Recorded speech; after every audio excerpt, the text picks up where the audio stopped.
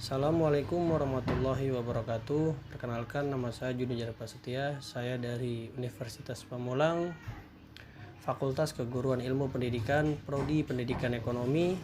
Pada kesempatan kali ini saya akan membuat sebuah produk pembaharuan pembelajaran dalam syarat memenuhi nilai tugas UAS mata kuliah pembaharuan pembelajaran pendidikan ekonomi yang diajarkan langsung oleh Ibu Purwati Yuni Rahayu SPD MPD.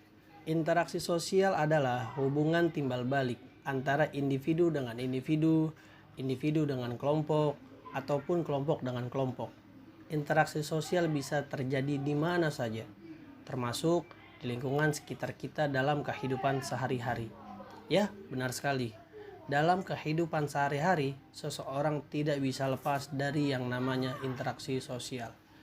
Interaksi sosial bisa dibilang hubungan sosial yang saling mempengaruhi antara manusia dengan manusia yang lainnya. Sebagai makhluk sosial, manusia pasti memerlukan interaksi sosial, yang mana interaksi ini berlangsung selama seumur hidup di lingkungan masyarakat. Adapun juga faktor-faktor dari interaksi sosial. Yang pertama adalah imitasi. Imitasi adalah tindakan meniru orang lain, baik sikap, tingkah laku, maupun penampilan fisiknya. Imitasi ini bisa menjadi hal yang positif kalau yang ditiru tersebut merupakan suatu hal yang positif. Tapi juga sebaliknya, apabila yang ditiru tersebut adalah imitasi yang negatif, maka merupakan hal yang negatif atau bisa buruk di mata masyarakat. Yang selanjutnya adalah identifikasi. Identifikasi adalah kecenderungan dalam diri seseorang untuk menjadi sama dengan orang lain. Umumnya, orang yang didolakan. Identifikasi adalah bentuk lanjutan dari proses imitasi dan sugesti yang memiliki pengaruh yang sangat kuat. Bisa dikatakan contohnya seorang penggemar K-pop nih ya, yang sangat mengidolakan Irene Red Velvet. Ya, saya sih nggak tahu sebenarnya, penggemar K-pop mungkin pada tahu. Kemudian mulai mengubah penampilannya agar mirip dengan idolanya tersebut, mulai dari berpakaian, model rambut, make up, atau yang lain-lainnya. Nah, selanjutnya adalah sugesti. Sugesti adalah pengaruh atau pandangan yang diberikan satu pihak kepada pihak lain, sehingga adanya proses saling mempengaruhi dan menerima pandangan tersebut. Nah, selanjutnya juga ada motivasi. Motivasi mirip dengan sugesti namun lebih rasional. Motivasi memberikan pengaruh kepada orang lain namun tetap dapat diterima secara lebih kritis, rasional, dan tanggung jawab. Misalnya, ketika dipuji oleh guru karena mendapatkan nilai bagus, kita akan lebih termotivasi atau lebih giat lagi untuk belajar dan mendapatkan nilai yang lebih bagus. Nah, selanjutnya juga ada simpati. Simpati adalah suatu proses di mana seseorang merasa tertarik dengan orang lain sehingga ingin mengerti pihak lain untuk semakin memahaminya. Nah, selain ada simpati, ada juga empati.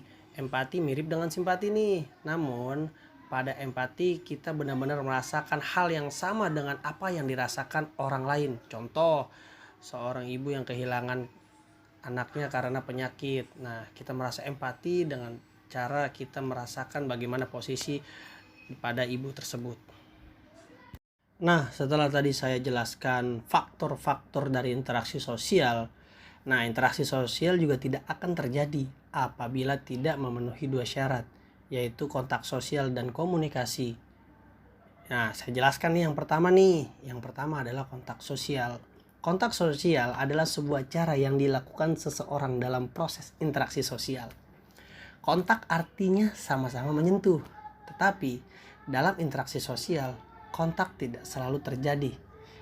Ataupun interaksi sosial ini tidak selalu terjadi saling menyentuh, karena orang bisa berbicara melalui telepon maupun surat menyurat. Itu juga bisa dinamakan kontak sosial. Nah, selanjutnya ada komunikasi. Komunikasi menjadi satu di antara syarat interaksi sosial. Karena dengan adanya komunikasi, pesan yang ingin kita sampaikan bisa tersampaikan secara harfiah. Komunikasi adalah kegiatan saling menafsirkan perilaku, baik gerakan fisik, pembicaraan, ataupun sikap dan perasaan-perasaan yang tersampaikan. Nah, pada slide yang saya tampilkan, ini akan saya jelaskan jenis-jenis interaksi sosial. Mungkin teman-teman bisa tuh membacanya, tapi saya jelaskan sedikit ya. Interaksi sosial itu ada jenisnya, dibagi menjadi 3 jenis, yaitu interaksi sosial antara individu dengan individu, interaksi sosial antara individu dengan kelompok, maupun interaksi sosial antara kelompok dan kelompok. Saya jelaskan yang pertama. Yang pertama adalah interaksi sosial antara individu dengan individu. Interaksi ini terjadi saat dua individu bertemu, baik ada tindakan maupun tidak. Individu sadar adanya pihak lain yang menimbulkan perubahan pada diri individu tersebut akibat faktor-faktor tertentu. Contoh, misalnya ketika kita atau saya bertemu dengan Anda langsung, kita papasan, kita ngobrol, itu terjadi namanya interaksi sosial antara individu dengan individu. Nah, yang selanjutnya adalah interaksi sosial antara individu dengan kelompok. Interaksi ini berbeda-beda sesuai dengan keadaannya. Interaksi ini terlihat mencolok saat terjadi benturan ataupun komunikasi antara kepentingan perorangan dengan kepentingan kelompok. Contoh, ketika teman-teman sedang pada di kelas dan saya tiba-tiba jalan ke kelas untuk mengajak teman-teman semua yang ada di kelas ngobrol. Nah, itu adalah interaksi sosial antara individu dengan kelompok karena saya sedang mengajak komunikasi kepada teman-teman semua yang ada di kelas. Nah, selanjutnya juga ada interaksi sosial antara kelompok dengan kelompok. Nah, ini juga merupakan satu kesatuan ataupun bukan pribadi. Jadi antara kelompok A dan kelompok B melakukan diskusi gitu. Contoh misalnya kita sedang rapat antara kubu yang mengiyakan dan kubu yang mendidakan. Nah, di situ ada terjadi proses interaksi sosial antara kelompok dengan kelompok.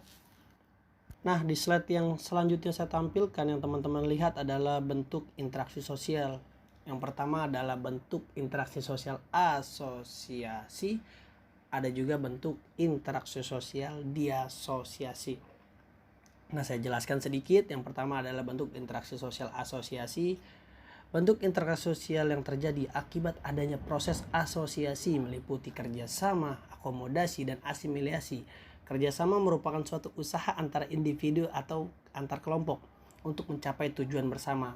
Nah, sedangkan bentuk interaksi sosial diasosiasi adalah bentuk interaksi sosial yang terjadi akibat adanya proses diasosiasi meliputi persaingan, kontravensi, ataupun pertentangan. Persaingan merupakan suatu proses sosial yang terjadi antara individu dengan individu, antara kelompok dengan kelompok manusia yang saling bersaing untuk memperoleh keuntungan di dalam kehidupan. Nah, itulah tadi adalah bahan ajar yang saya berikan kepada teman-teman semua melalui proses pembelajaran atau model pembelajaran ceramah yang digabungkan dengan PowerPoint dan dijadikan dalam video.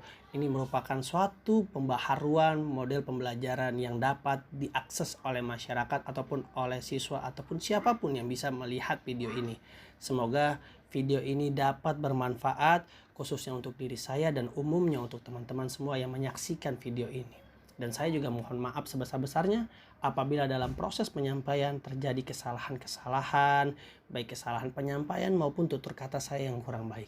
Saya juga mengucapkan terima kasih yang sebesar-besarnya kepada dosen mata kuliah pembaharuan pembelajaran pendidikan ekonomi, yaitu Ibu Dosen Purwati Yuni Rahayu SPD MPD yang telah memberikan tugas ini. Semoga tugas ini dapat bermanfaat khususnya untuk diri saya dan umumnya untuk semua yang menyaksikan. Saya akhiri. Wabillahi taufiq wa hidayah. Wassalamualaikum warahmatullahi wabarakatuh.